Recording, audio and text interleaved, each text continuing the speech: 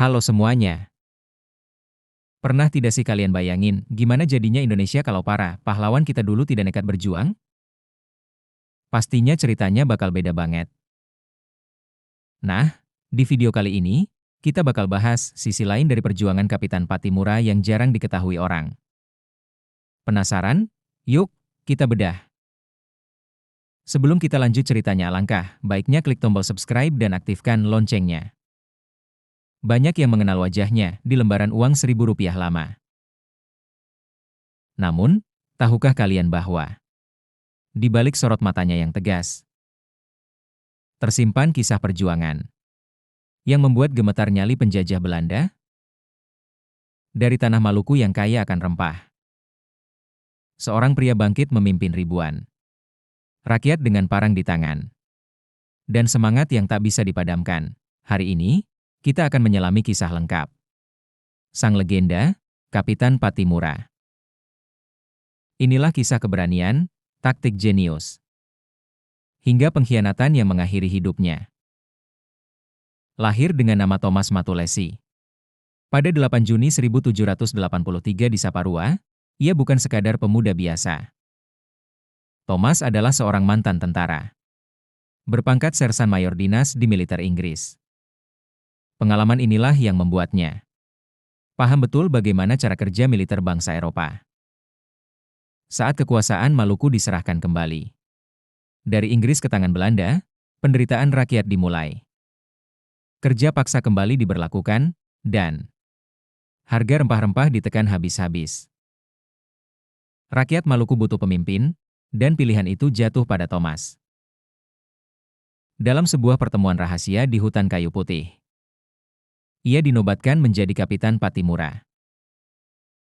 Pada 16 Mei tahun 1817. Fajar belum menyingsing.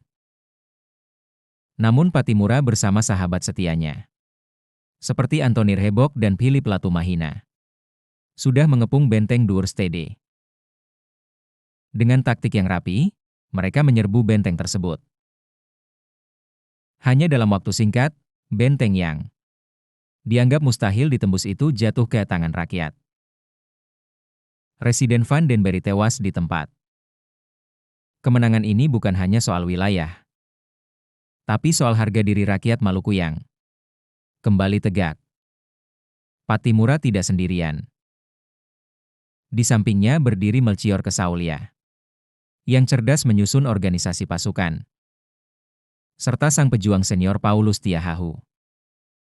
Namun, ada satu sosok yang mencuri perhatian dunia, Martha Christina Tiahahu. Gadis remaja ini adalah putri Paulus Tiahahu. Ia membuktikan bahwa di tanah Maluku, perempuan bukan hanya pendukung, tapi juga pejuang garis depan yang berani menghadapi peluru Belanda demi tanah kelahiran. Belanda yang malu karena kalah berkali-kali, akhirnya menjalankan taktik kotor politik adu domba. Mereka menawarkan emas bagi siapa saja yang mengkhianati Patimura. Sayangnya, rencana licik ini berhasil. Pada November 1817, akibat informasi dari pengkhianat, Patimura ditangkap di Sirisori. Ia dibawa ke Ambon dan berkali-kali ditawari kerja sama oleh Belanda dengan imbalan nyawa. Namun, apa jawaban Patimura? Ia memilih mati sebagai ksatria daripada hidup sebagai penjilat. 16 Desember 1817. Di depan benteng Victoria, kerumunan rakyat tertunduk sedih. Patimura melangkah tenang menuju tiang gantungan. Sebelum nyawanya diambil, sebuah kalimat legendaris keluar dari mulutnya. Patimura tua boleh dihancurkan, tapi kelak Patimura muda akan bangkit. Patimura mungkin gugur di tiang gantungan, tapi semangatnya melintasi zaman. Ia mengajarkan kita bahwa kebebasan tidak datang sebagai hadiah, melainkan harus diperjuangkan dengan darah dan air mata. Pesan terakhirnya adalah peringatan bagi siapapun yang mencoba menjajah bangsa ini bahwa akan selalu ada Pattimura-Pattimura baru yang lahir di setiap generasi. Terima kasih sudah menonton kisah pahlawan kita kali ini. Jika kalian bangga dengan sejarah Indonesia, jangan lupa klik like, subscribe, dan tulis di kolom komentar siapa pahlawan yang ingin kita bahas selanjutnya.